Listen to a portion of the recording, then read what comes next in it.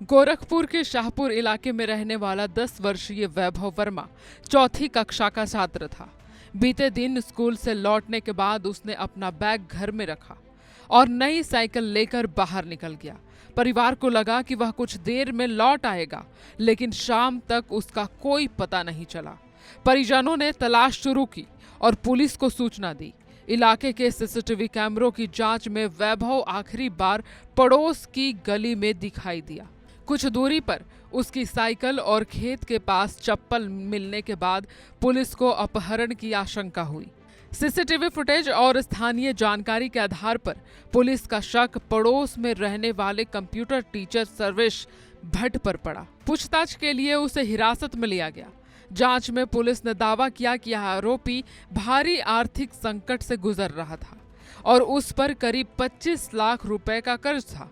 आरोप है कि उसने 1 करोड़ रुपए की फिरौती वसूलने के इरादे से वैभव का अपहरण किया। पुलिस के अनुसार अपहरण के दौरान बच्चे के शोर मचाने पर आरोपी ने कथित तौर पर उसका गला घोंट दिया और शव को बोरी में भरकर अपने घर के बेसमेंट में छिपा दिया।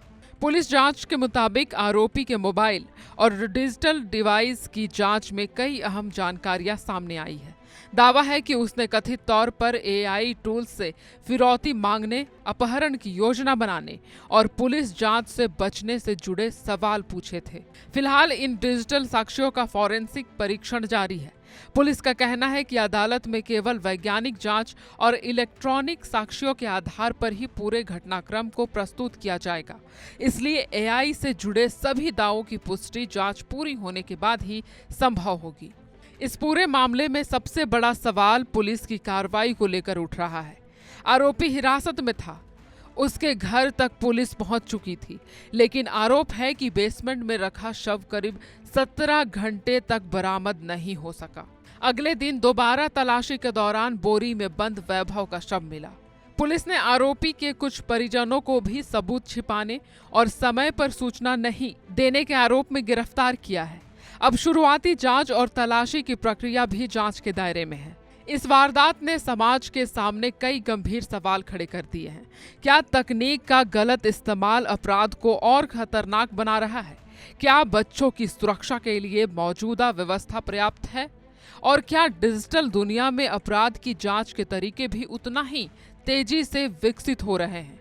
पुलिस अब चार्जशीट तैयार कर रही है, जबकि डिजिटल फॉरेंसिक रिपोर्ट और अदालत में पेश होने वाले साक्ष्य तय करेंगे कि इस सनसनीखेज मामले की पूरी सच्चाई आखिर क्या है। गोरखपुर में 10 साल के वैभव की हत्या ने सिर्फ एक परिवार नहीं बल्कि पूरे समाज को झकझोर दिया है। जांच में एआई के कथित इस्तेमाल के दावे इस मामले को और भी संवेदनशील बना रहे हैं, लेकिन यह भी इतना ही जरूरी है कि हर तथ्य की पुष्टि वैज्ञानिक जांच और अदालत में पेश होने वाले साक्ष्यों के आधार पर ही हो। फिलहाल police digital forensic, electronic record और गवाहों के बयान जुटाने में लगी है। अब सबकी नजर चार्जशीट और अदालत की सुनवाई पर है, जहां तय होगा कि इस दर्दनाक वारदात की पूरी सच्चाई क्या है और दोषियों को कब न्यायिक सजा मिलती है। कैमरामैन पंकज के साथ मैं पुष्पा चौहान, टीवी 100 नोएडा।